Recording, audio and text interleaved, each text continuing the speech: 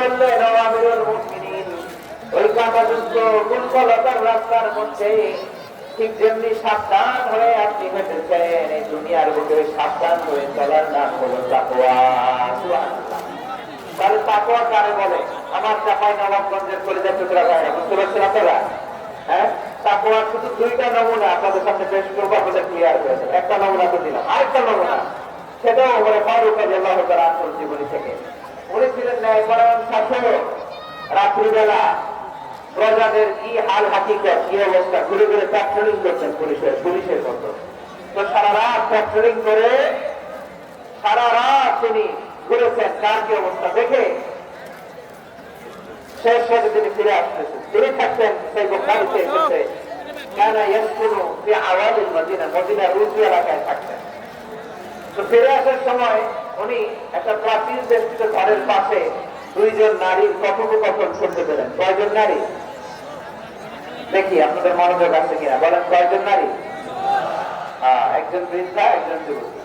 উনি কান লাগিয়ে শুনতে পাচ্ছেন। বৃদ্ধা মা, ওমরে ফারুক কাউকে দেখতে পাচ্ছেন না, শুনতে পাচ্ছেন। বৃদ্ধা মা তার যুবতী মেয়েকে বলে, তাড়াতাড়ি ওটের দুধ গ্রহণ করে ওটের দুধের সাথে পানি মিশাও, তাইলে কালকে বাজারে মদিনায় বেশি দামে বিক্রি করা যাবে, লাভ হবে অনেক।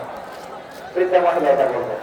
যুবতী মেয়ে উত্তরে বলে, না আপনি জানেন না, আমিরুল মুমিনিন খলিফাতুল মুসলিমিন ওমরে ফারুক দুধে পানি মিশানোকে দণ্ডনীয় অপরাধ বলে ঘোষণা দিয়েছে, জানেন না?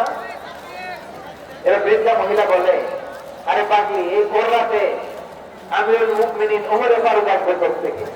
উনি আসবে কোত্থেকে? ওনার বাইক পেয়াদা সিকিউরিটি আসবে কোত্থেকে? কেউ দেখবে না। আরে কেউ দেখবে না, তাড়াতাড়ি দুধের সাথে পানি মেশাও। এই কথা যখন মা বলেছে, যুবতী মেয়েটা চমৎকার একটা উত্তর দিয়েছে। তিনি বলেছিলেন, ইয়া উম্মি, ও আমার মা, লাউলা রাআ উমর লা রাআ রাব্বু উমর, ও আমার প্রিয়তমা মা, আপনি ঠিকই বলেছেন, গভীর রাতে ওদের দুধে পানি মিশালে ওমর দেখবে না, কিন্তু মা খেয়াল রাখবেন, ওমর যদি নাও দেখে, ওমরের রাত কিন্তু দেখে চিল্লায় বলেন ঠিক কিনা?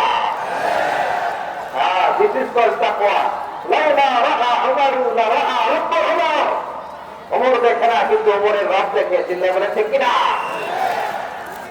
এজন্য রব্বুল আলামিন বলেন, লা তুদরিকুল আবসার ওয়া হুয়া ইউদরিকুল আবসার ওয়া হুয়াল লাতীফুল খাবীর। তিনি এমন সত্তা, দুনিয়ার কোন চোখ তাকে দেখে না, কিন্তু দুনিয়ার সবগুলো চোখকে, সব মানুষের অ্যাক্টিভিটিসকে, আরশের উপর থেকে সব কিছু মুহূর্তে মুহূর্তে দেখতে পান কে? তাহলে তাকওয়া কারে বলে, বুঝতে পারছেন?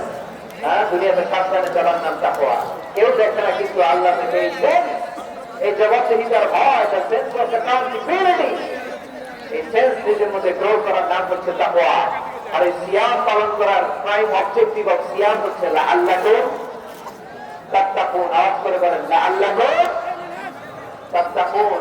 আমার প্রিয় ভাইরা, এই আসন্ন রমাদান এটা এমন এক বরকতের মাস, যে মাসে আমরা নিজেদের নাফসের উপর নিয়ন্ত্রণ প্রতিষ্ঠা করি। সারা বছর নাফস আমাদেরকে নিয়ন্ত্রণ করে, আর রমাদানে আমরা নাফসকে নিয়ন্ত্রণ করি। কথা বুঝতেছেন?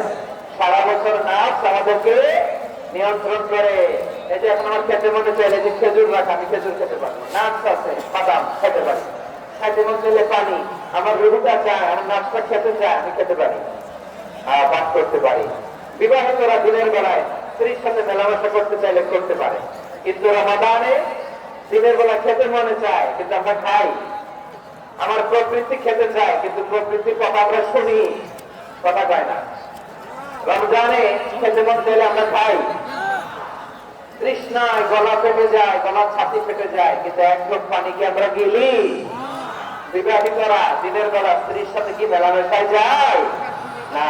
তার মানে সারা বছর নফস আমাদেরকে নিয়ন্ত্রণ করে, আর রমাদানে নফসের উপর আমরা নিয়ন্ত্রণ প্রতিষ্ঠা করি। নফসের লাগাম আমরা রমাদানে টেনে ধরে চিল্লায় বলেন ঠিক কিনা?